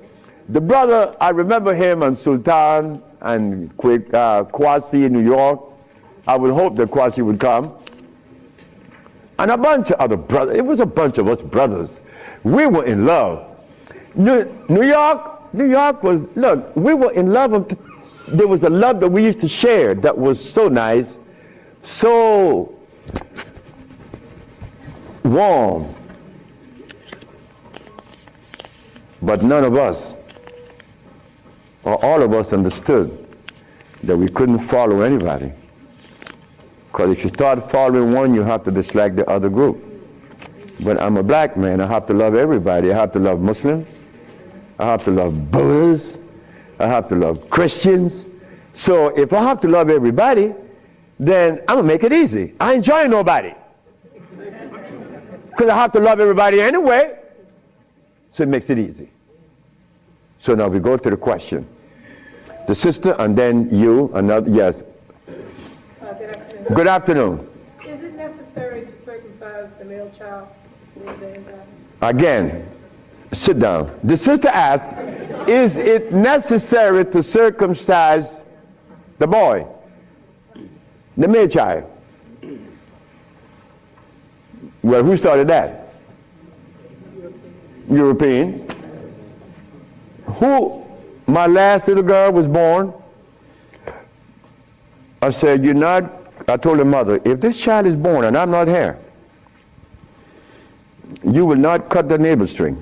Okay? You understand? Listen to me now, Fanny. You will not cut this baby navel string. Okay? And I'm going to tell you how to do it. When the baby is born, you put the baby on your chest and let the baby suck your breast. The placenta is going to come right out. You put the placenta in a bowl and put some flowers on it. Keep the navel string attached to the baby until the placenta. 4 days later, it falls off the baby. You throw away everything. No cutting, no stress. No, it isn't necessary to circumcise, because I was never circumcised. It was you. Next. I've been treated by you before and was very successful with it. But I'm a backslider, and I want to know, what is the cure for AIDS so I can get back on track? She said that I treated her before and that she was cured, but something happened. I don't know. She wanted to get back on track. And the next question about how do I cure AIDS? Well, I have a daughter now that's 21, and she's the key to beautiful things. She's the daughter of this woman. Her mother hated me, and with all rights. The woman was right. Oh God, she was right. I had 2 wives in the same house, and this woman is in love with me. Oh God, this nigga's crazy. He's a Solomon. Nigga, look, you are a jive, MF. Her mother cursed me out. She cursed me out, and I'm standing looking at Miss Margaret, and I could see the hurt in her eyes, because this woman is in love with this man that already have 2 wives in the same house. Boy, what do I do? And I find myself in this triangle here and don't know how I got in it. But years went by. No, she got a baby. She got pregnant. They kicked her out of the house. But that's okay. She had the baby, little girl, Zave. Zave grew up. Zave was 19. She cured her grandmother of diabetes. The little girl that this woman didn't want to come into the world grew up to cure her of diabetes. Last month I got a notice from the mother that Zave just killed a woman in New York of AIDS. How do we cure AIDS? It's simple. we put the compounds together to address the mucous membrane, to cleanse the mucous membrane, to cleanse the bowels. Simultaneously, we went to the forest and found the herbs such as over here on the alkali side, foggy. I couldn't see. I was already wearing glasses, but now it's worse. But on the 17th, 18th, 19th, on the 17th day I woke up, I was looking at the ceiling, and I remember feeling so calm, a feeling that I had not experienced in many, many, many years. I was calm. On the 27th day, I didn't hear the wheezing in my chest from the asthma. My diabetes, I couldn't find glucose in my sugar. But on the 57th day of fasting, of not eating anything, I had an erection. Why? Why? Aha! They drain out. It drained out because I was taking these herbs and drinking water. Taking these herbs and juice and drinking water. And the body got a chance to do what? Cleanse itself. You see, it's easy. It's easy to bring back that happiness that we could love, that we could share. Instead of finding faults, I did an experiment. The lady said that her family had Alzheimer's. Well, I live in Honduras, among a group named Garifunas. Anybody here from Honduras? No, I know the Garifunas. You from Honduras? No, I'm hung out in Belize In Belize, okay. with the gorilla. My grandmother is from Cookie Tree, Belize. My grandmother showed me, look boy, the Garifuna people has been compromised so much so that they live far away from Africa. The Garifuna and the Brazilian are two groups. The closest black group to Africa is right here. Not even in Africa are they close to Africa. But the Garifunas eat cassava. They eat cassava. That's starch. They make a special instrument that squeezes the cassava juice out. And they make sure that the hog never comes around, because the hog drink that, he's dead in 2 seconds. The Garifuna people eats cassava. But they begin to talk to themselves around 40. And you could hear them, no, I'm not going to do, woman think I'm crazy. No, I'm not going to do that. And who's he talking to? He's talking to himself. They are a victim.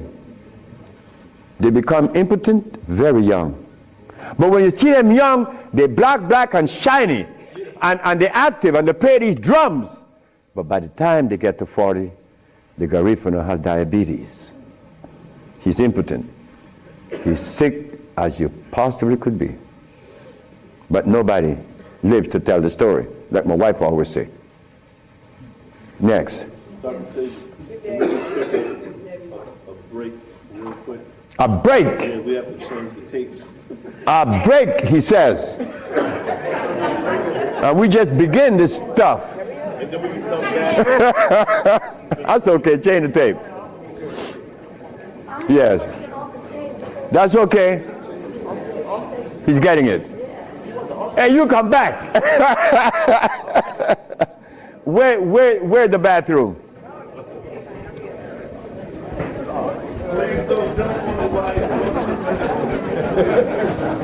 Hey. To run to the bathroom. Yes, sir. Yes, sir. Hey, long time no see. Where you come from, girl? How did you? You're still around, man. What you mean? What's going on? I'm only 72 years I old. thought you was in Honduras and that was it. Oh And no! moved Wait, to let me go Africa to and the. that was Wait, it? I'm gonna talk to you. Where's the bathroom? Oh, find out because I have no idea. Where's the bathroom, brother? Yes, sir, my brother. Yes, sir, my brother.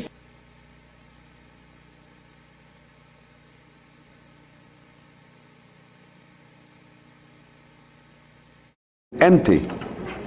Distilled water has a pH of 7. It's neither alkali nor acid. So it will hurt you. So water has to be what? Spring. What is the advantage of spring water? It has all of the minerals. Scientists have recorded how many? 102. But let me tell you all something about that 102 scale. I went to Africa, to Guinea, and I went to a village named Fulamori. Fulamori is dry like the desert. But I was taken to Fulamori because I told the president of Guinea that Guinea had thermal waters, and everybody told me no, including him, the president. I say, Mr. Sacco, I'm very sorry, but I know that Guinea has thermal waters. Say, I am the president, and I'm from Guinea. You came from California. You don't know what's in. Sir, Guinea has thermal waters. How do you know? I said, when I got off the plane in Conakry, I saw some red rocks. Red rocks does not appear unless there's volcanic activity. And where there's volcanic activity, there's water. There's hot water. So he sent, I asked, who were the people in Guinea before, say, the French? They sent to the archive, what you call, the Department of what? No, geology. No water. The president said, you see, there's no water. There's no hot water in Guinea. I say, Mr. Sacco, who was here before the French? The Belgians. I said, could I go, or could you send someone to investigate? My wife and I was out in the street. We came home late that evening. We came home to find the president doing this in his yard. He's walking to and fro. But he had this paper in his arm. So when I came in the gate, I could see him walking to and fro. When I came in the gate, he said, Dr. Sebi, they found the thermal waters in Fulamori. I felt so bad. I felt really let down, because why should I have to leave California to go to Guinea to tell them of something that they had and they didn't know? Something wrong with that. Anyway, they arranged a caravan and they took me to Fulamori with her. This woman is crazy. You could look at her head and tell she's crazy. When she got to Fulamori, she saw where it was green and water is flowing, and it's so nice, you know, thermal water brings madness out of you. She took all her clothes off in front of 5 Muslim men. Jesus Christ. Her and another African woman got completely natural naked, as you all call it, and jumped in the water. We began to drink the water. When I took the cup and started drinking the water, Dr. Fadiga, Dr. Diaby, and Dr. Camara, these are doctors from Guinea, very humble brothers. They screamed out, Dr. Sebi, what are you doing? I said, I'm drinking water. When the secretary to the president heard that I was drinking the water at Fulamori, he said, you tell Dr. Sebi to fill a 5-gallon can and bring to me. Nobody would go around that water. This is in Fulamori. Listen carefully. Fulamori.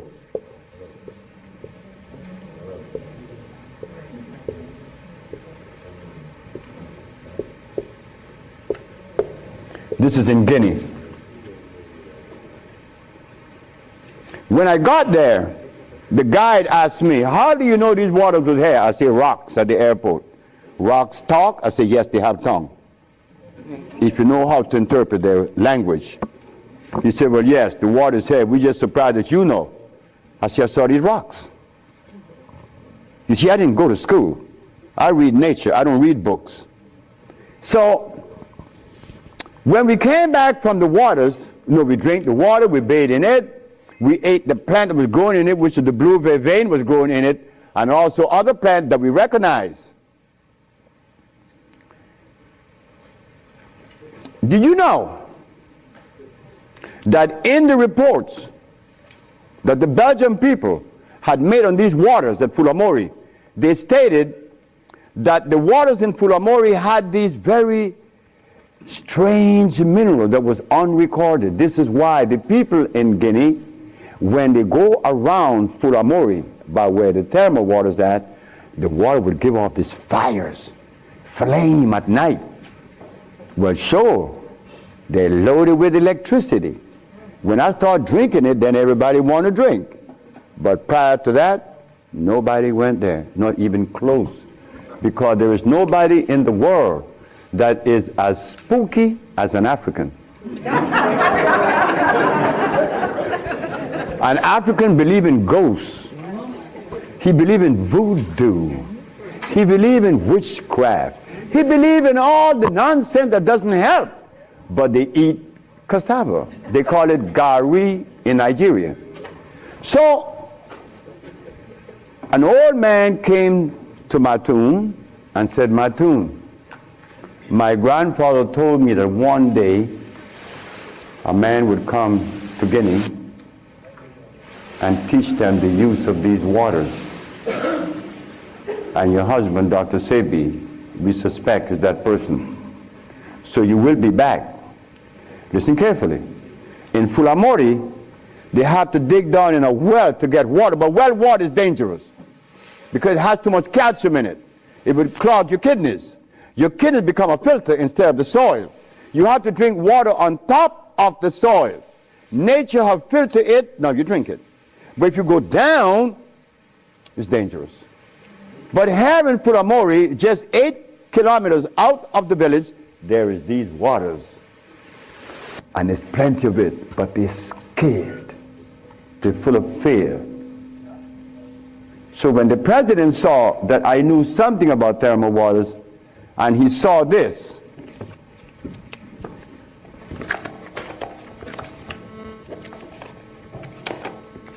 this is very important. He saw this and he asked me, could you come and build one?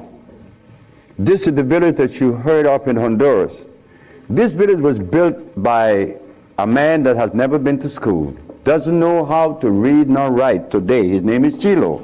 He still works with me. He built this village with me.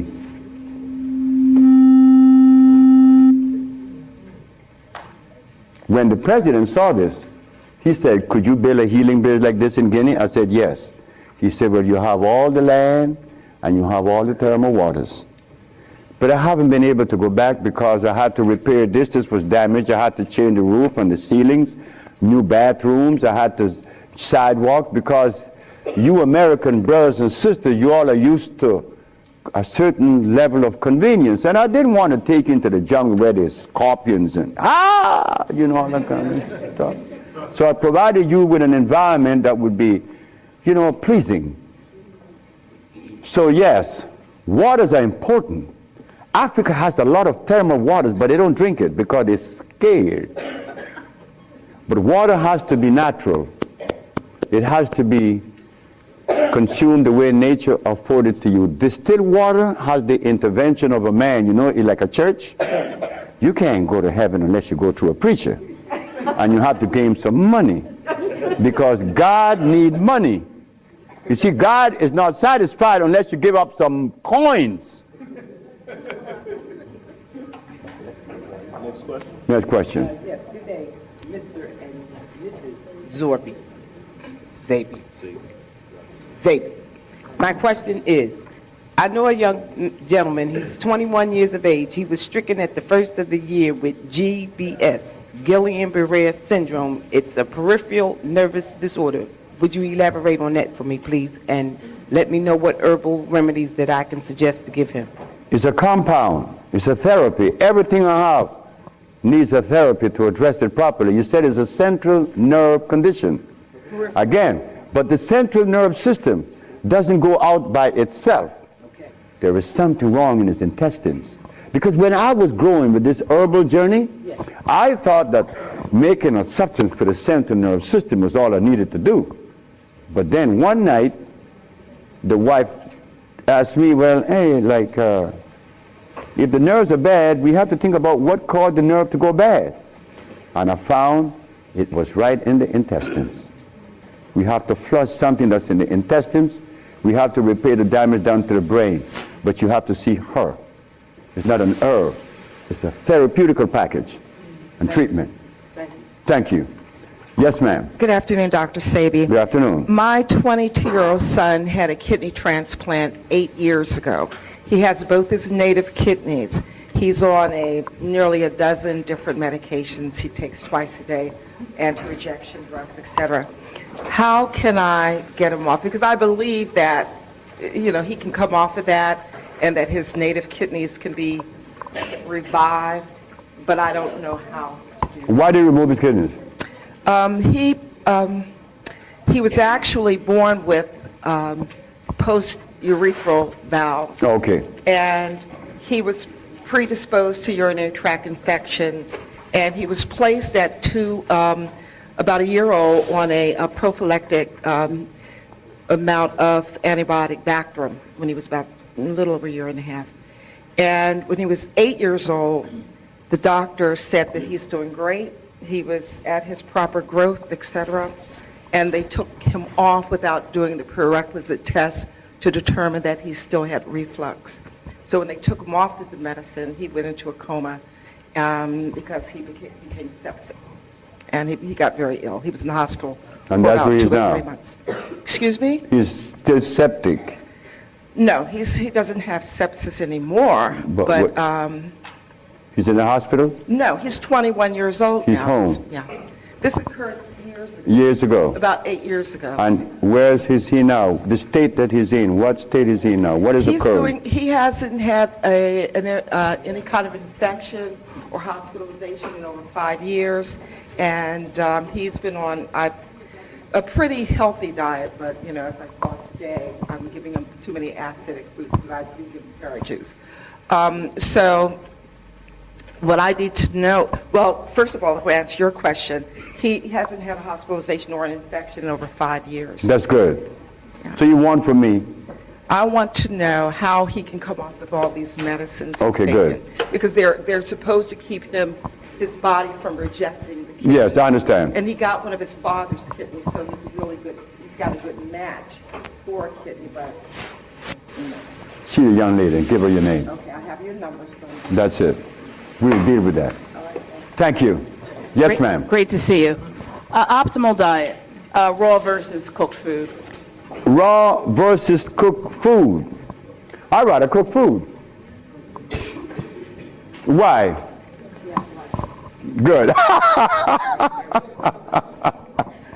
I'd rather cook food because, you see, we have the impression that raw foods are better than cooked foods.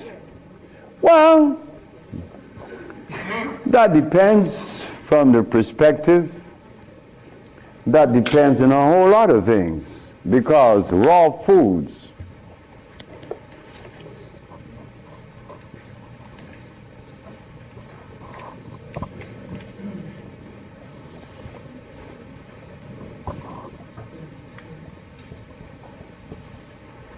anything that Mother Nature makes are alkali, right? Alkali means it is electrical, meaning it never dies. Anything that Mother Nature makes changes form, but it never dies, because it has to go back into recycling into Mother Nature, and Mother Nature doesn't receive anything if it's dead. Mother Nature made live products go back in. So, if you cook something that is natural, would it lose its value? No. You could burn it to an ash. It still remain electrical because it is alkali. You cannot kill alkalinity. But in acidity, you could eat it raw.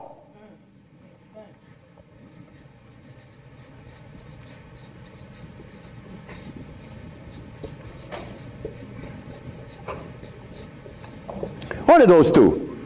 We start right there. This is a vegetable.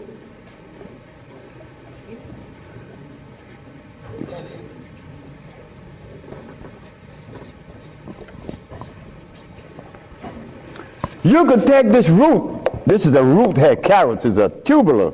You could eat it raw. It's going to poison you. You could take the burdock and cook it. It's going to nourish you because it is alkali. It's natural. It's electrical. This is acid. Whether you cook it or not, it's dangerous. So what difference does it make if you eat raw or cook? My tonic that I cook to cure leukemia cures leukemia. It's cooked, iron. So what happened? People are being cured and all my products are cooked. And those who eat raw food still have problems because they eat unnatural raw foods, not natural cook. You see it now? If it's natural, you could cook it, or raw, it's going to nourish you. But if it's unnatural, if you eat it raw or cooked, it's going to hurt you. So it doesn't matter. Providing what you eat natural. Providing what you eat if it is natural. Good afternoon. Buenos dias. Buenos dias. Buenas noches. Bueno, De la ¿y usted de dónde es? A little bit. I'm of Panamanian descent. Ah, Born Panamanian, here, if you have Panama. the So we're word. not too far from. I you know Panama. It's I had my beautiful. nose wide open. Salon. Wow, those women in Panama named Las Beautiful. Chile had my nose wide open. I want to kill her. I was a merchant seaman, and I fell in love in Panama. Yeah, talk to me. Yeah, you're a Scorpio like me. Real quick question about childhood obesity, because I have a niece, and I'm noticing a lot of kids, they're very big, very young, and they have these black rings around their necks. So I just wanted to know, is there any kind of concoction you have with the herbs that we can utilize to help our kids in need? Because they're getting big, they're getting bigger, And bigger and and they're bigger. getting breasts, and it's disgusting. So I would like a little advice.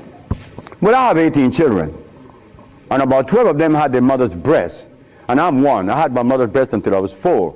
But my daughter with Matun, she sucked her mother's breast till she was 7. She's a grown woman now. She's running the business in LA. She never had any problem with obesity or anything, neither has her cousins, but she doesn't eat the things that are afforded to other children. In fact, my daughter had never been to school.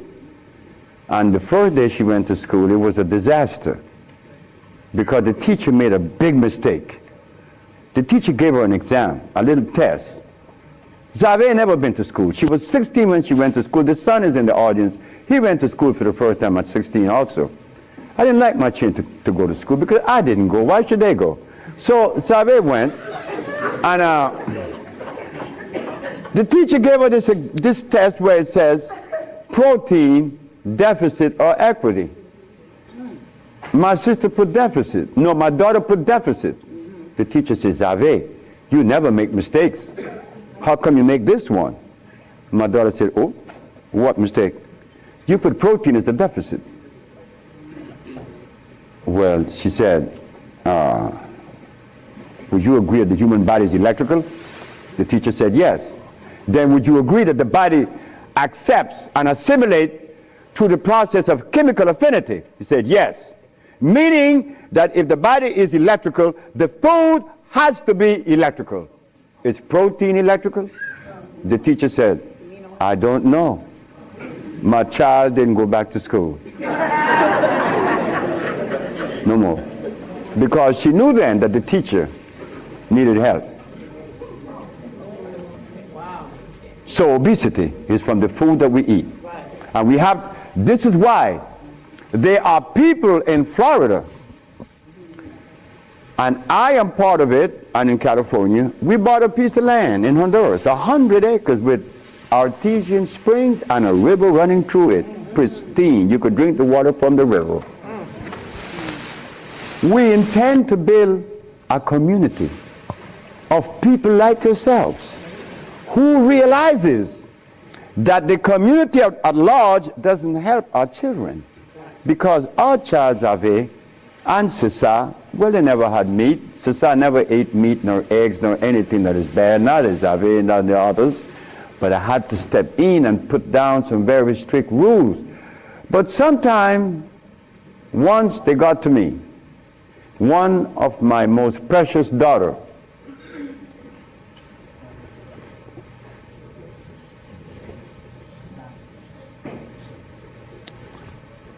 this little girl was 4 years of age, and the neighbors said something to me that caused me to go into a state of revulsion. And I began to use some foul language because I was very angry. See, look, I'm a Sagittarius. My line is very thin. You scratch too deep, you can get violence. So, Usha used to go next door. And this neighbor used to give my child chicken. She had no respect for what I was doing in my house. And this is something that I see among us to the curse. And we said, Usha, I lost her. Usha was the only daughter that found a need to call me an SOB. But I understood that because I still love my daughter. But I know the effect of meat on your brain, blood.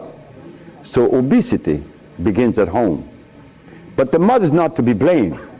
We cannot blame anyone for anything. We all are in this pot, right?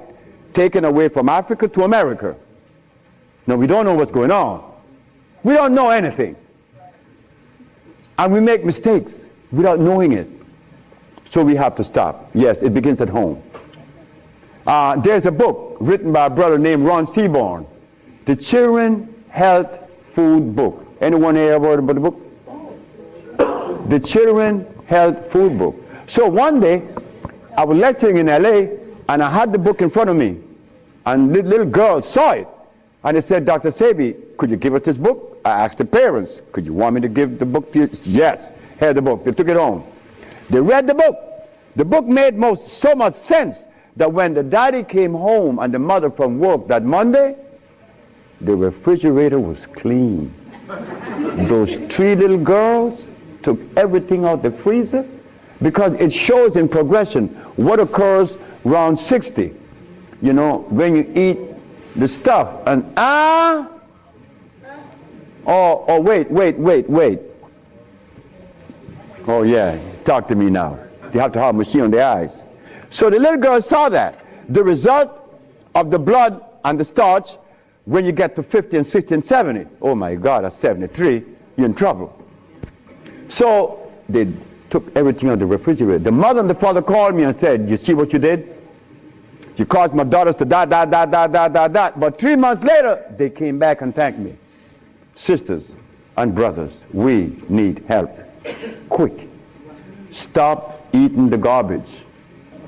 Stop it. Anyone that offers you protein, carrots, tofu, you question their sanity. They're trying to poison you because they have been compromised, so they want to drag you down there with them. You tell them, you're crazy. Thank you. Good evening, Dr. Sebi. My question is... Ron Seaborn, right. Talk to me. My question is, your philosophy of cleansing and healing is based on the biochemistry of Africans. Is the philosophy universal, or does it need to be adjusted to work for other ethnic groups? I have no philosophy. I never attach myself to a philosophy. In fact, I don't even afford myself to go that way, because philosophy and reality could be 2 different things, right? So I have no philosophy. Like I have no religion. Like I have nothing. I only have me. Okay. In the me, I knew that at some point the Caucasian and the rest of the world wasn't eating what they're eating now. And I also know that the minerals in the soil address every race, not only black. But the blacks have something in common. No, the blacks have something that is unique. Unlike any other race in the world, we have a high concentration of carbon. And because we have that high concentration of carbon, there is a mineral that's been lacking to support this high carbon level? Iron. So when I put the compounds together, I made sure that the black race would receive a high amount of concentrated iron. That's the only way I'm able to cure you. And in so doing, it is an African approach, because in reality, healing is African. Healing isn't Arab, no European. Because the great Hippocrates was the father of medicine, right? Who?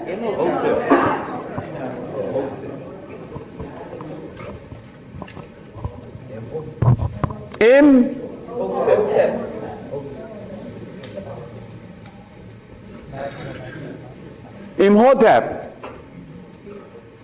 That was an African man? Yes. No, that was not an African man.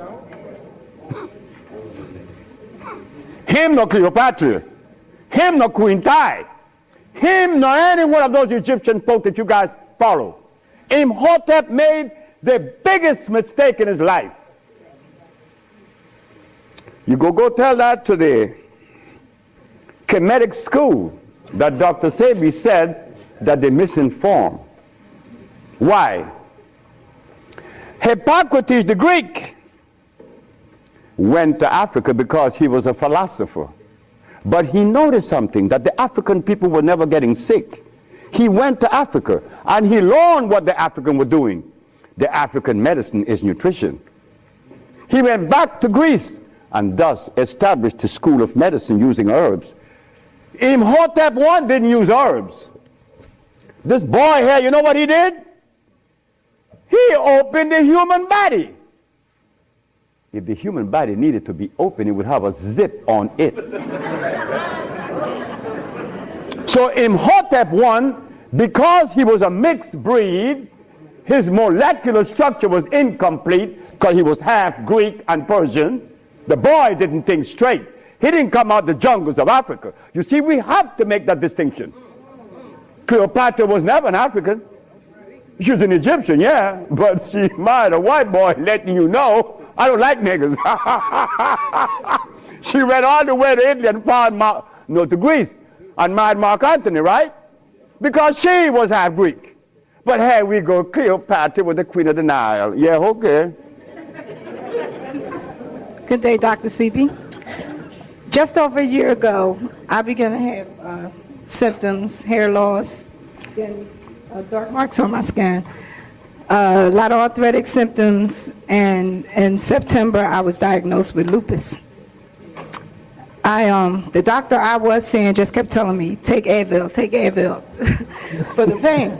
So I changed doctors and I began to see a herbalist. He's treated me with Cortef. Oh gosh. Just stop. Are you cured of lupus? No, I'm not. Thank you very much. And Just stop right there. You know something? The first time that lupus was cured in the family, my aunt did that. That's my wife, John Hopkins. The second time was Memphis, Tennessee. The third time, this is strange. There is a man that you guys know of that was treating this young lady for lupus for 9 years. His name is Deepak Chopra. The man that you guys admire. The man that knows nothing, absolutely nothing about the African genetical predisposition. Nothing whatsoever.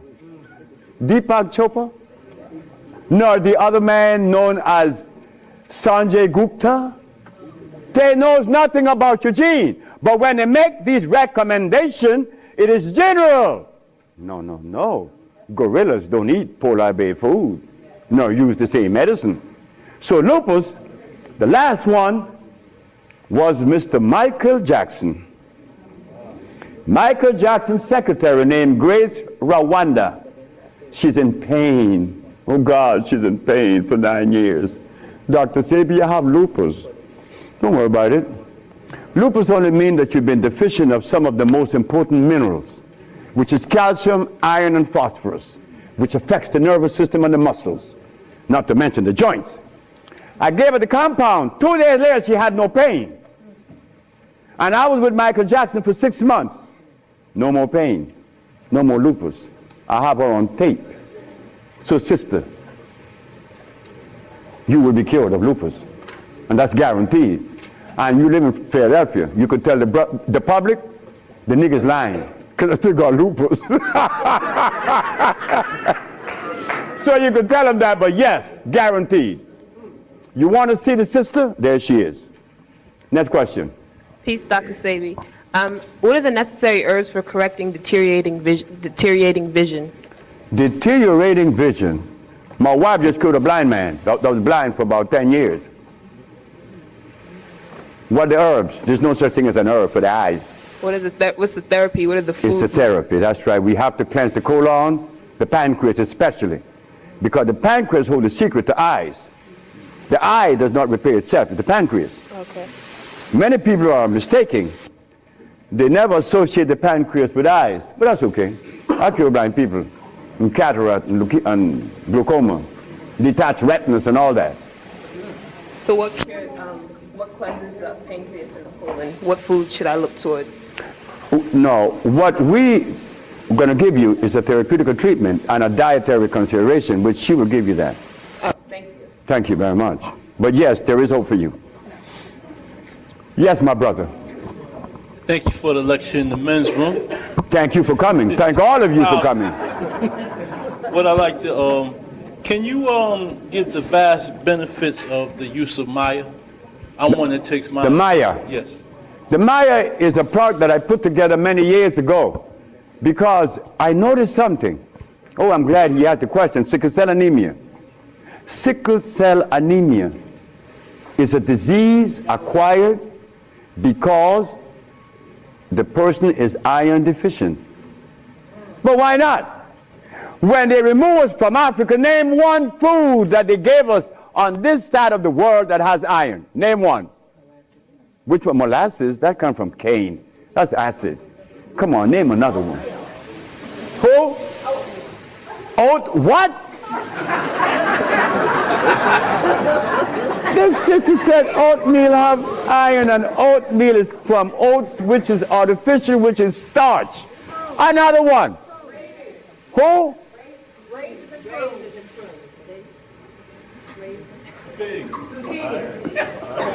Wait. We're going to make it easy. Iron could only be derived from a substance that God made. And you haven't had those substances since we were removed. You see, we had a deficit. You see, remember. They tell me, Dr. Sebi, you look good for 73. I say, boy, shut up. Because you don't know what good looking is like. Because, you know, we do Africa over here. Over here we put Africa, right? But over here, our fathers in Africa, all they had was green stuff. They didn't have any starch and they didn't have any blood. So the product of that sperm that made babies ensured that the babies would be healthy and strong without the pediatrician. But we brought over here, America, and now our fathers ate blood and starch. And one night, 73 years ago, my father told my mother he loved her, made love to her, and he eaten lobster, conchs, beef, pork, starch. So that makes up the sum total of his sperm, and there he shoots Sebi out. And I'm healthy. I'm healthy. I am the product of an adulterated sperm. So how healthy could I be? I got gray hair at 70. Oh, come on.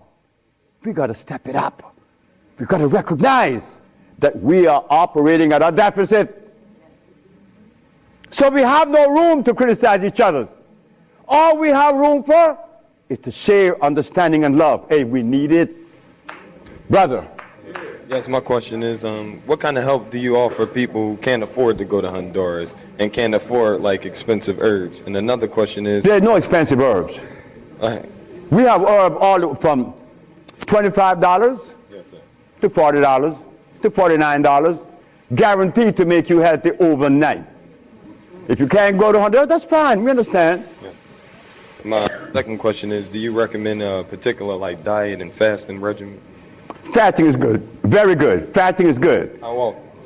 Well, me, I like to fast. Because when I fast, I'm better for her. Because I'm healthier. Like, my mother died the day I was coming here. I couldn't turn back because she wouldn't have liked that. So I said, I'm going to stop eating. But I ate last night with Linda. I'm not going to eat today. I'm not going to eat tomorrow. And when I get back, I told my wife, we're going to stop eating for about 2 months because it's good. 12 days is good. A good fast, stop eating for 12 days every year. And you drink plenty of water and juice. Water and juice and that green food plus. It's going to cost you $49.95, right? But you drink 3 in the morning. That's all you need. 3 capsules in the morning. And you go about your business. Because that's what I had today. And I have a lot of energy right now. Okay? You drink your water and your juice. And you drink your green food plus. What kind of water? Juice. Well, juice. I have tamarind juice in Honduras. But here you have to have apple juice. It's okay. It's not going to nourish you, but it's going to prevent you from going into some madness. So yes, Lisa Left Eye Lopez. Lisa Nicole Lopez. When I met Lisa, on her eyes, she blinking really fast. She said, I need help. I said, we all need help. Me too. 5 months later, Lisa was talking to me and her eye never blinked, and her Lisa was nice. Lisa realized. Lisa fasted for 42 days and 42 nights. Lisa came to my hut 2 o'clock in the morning. She came with these 2 mugs of sea moss. Oh, I'm glad I'm talking about sea moss. Sea moss, brothers and sisters, I drink sea moss every day. And Lisa started drinking sea moss. And she saw her body forming up and her nerve nice. And she said, I love you, Dr. Sebi. I said, I love you more. She said, thank you. But you know what happened, right? Well, that's the way it's supposed to happen. And that's the way it happened to me and all of us. But that's okay. Everything is in divine order. But brother, yes, only fast for about 12 days a year. What else is your meal like a day? Like, what else do you eat a day? Like, in the morning when I wake up, she always have a mug of sea moss. And that's it. And my 3, I have an African formula. Yes. And also the green food plus. And I'm gone. Like right now, I'm gone. In the evening, a salad. A little salad. And I put my anise salad dressing on it, and I'm good to go. But I feel good because my stomach is empty. But if my stomach was big, my back would be strained, my eyes would be bad, and everything would go bad. See, we've been eating wrong, and I have to thank Messenger Elijah Muhammad. Messenger Elijah Muhammad is the only man that made the statement that they gave us the wrong food to eat. Listen carefully, Elijah Muhammad said that. I sat and ate with the messenger. 3837 South Woodlawn Avenue. At his table was John Ali, Raymond Sharif, myself, and Harry Nance. And the messenger is sitting at the opposite end of the table, and I'm sitting at the other end. And the messenger is cutting this meatloaf, and he's looking at us. And he said, I want you all to know that the last thing need to go in your mouth is this. And I hope that all of you would leave it soon one day. But when I go to Chicago, or when I go to Detroit, they got all this stuff.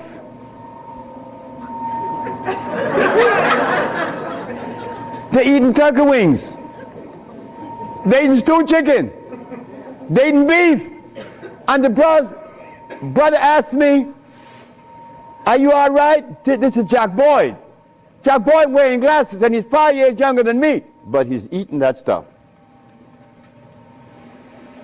We can't do it. The messenger was right.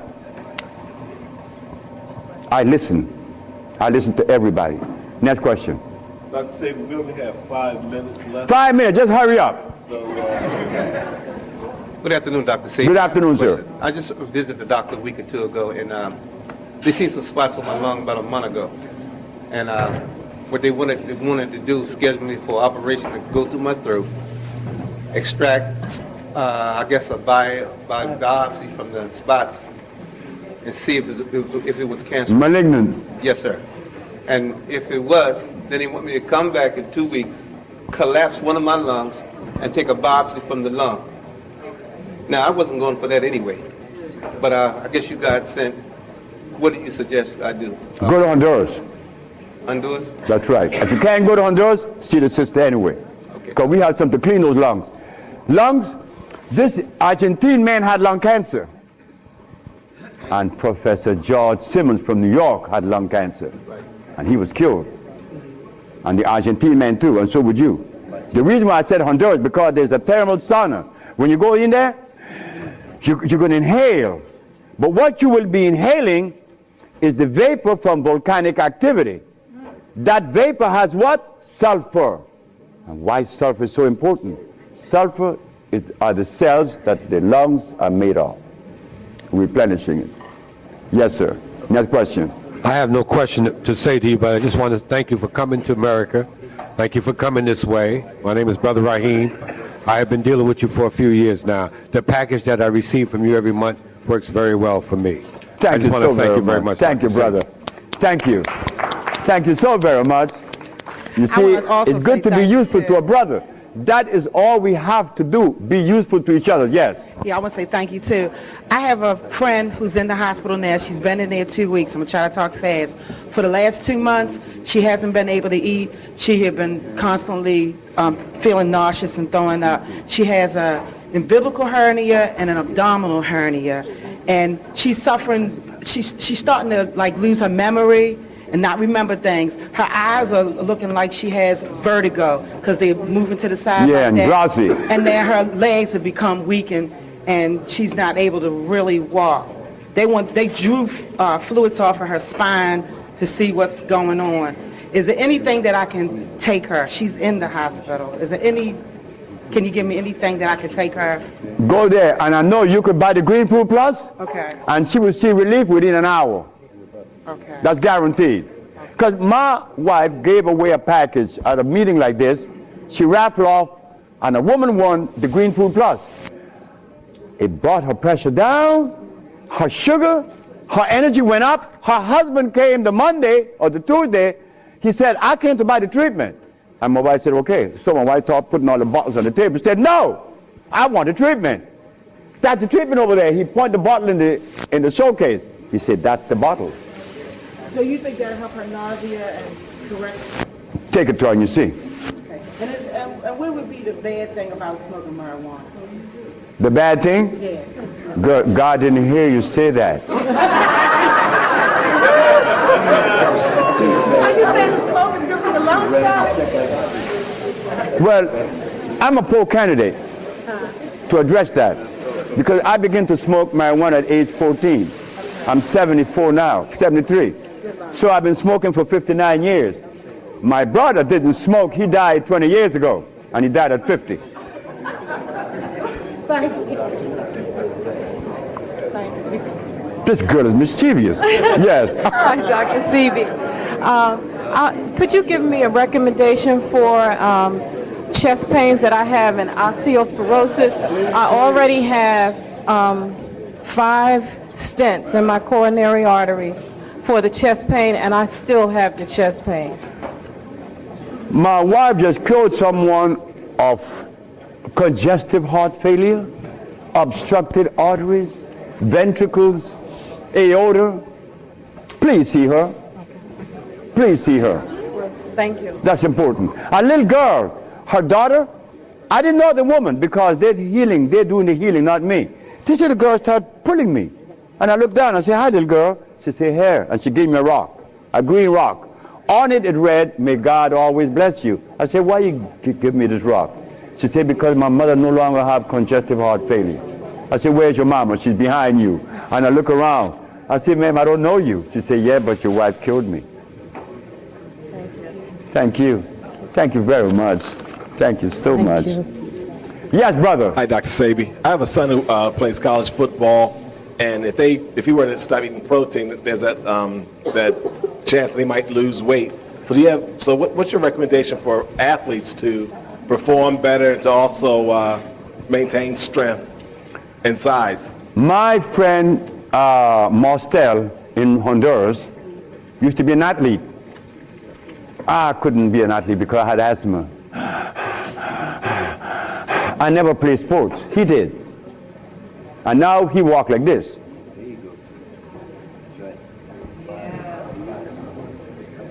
So weight has nothing to do with strength. Strength doesn't come from your muscles. It comes from your brain. If the brain is able to produce enough electricity to supply those muscles, you would pick up, like the Russian did, 625 pounds. 300 pounds, couldn't do it. 325, couldn't do it. Here comes the little skinny man and did this. How much did he weigh? 127 pounds. But he was receiving the maximum amount of electricity from his brain to his muscles. That is what gives you strength, not muscles. Because you've seen people with muscles walk like this, right? They had a stroke, right? So the muscle isn't receiving any electricity. Why can't he just do this? He can't, because there's no oxygen. It is oxygen to your brain. Thank you. Thank you. Iron. Iron again. Maya. And that Green Food Plus, he will run till tomorrow. Yes. 2 quick questions.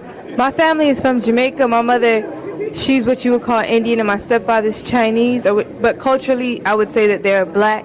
Would the same rules of eating and the herbs apply to them, even though they're not ancestrally from Africa? Well, my grandmother from Jamaica, from St. Catherine.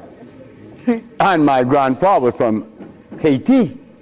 And the other grandfather from Cuba, and the other grandmother from Belize. So you think you mixed up? What about me?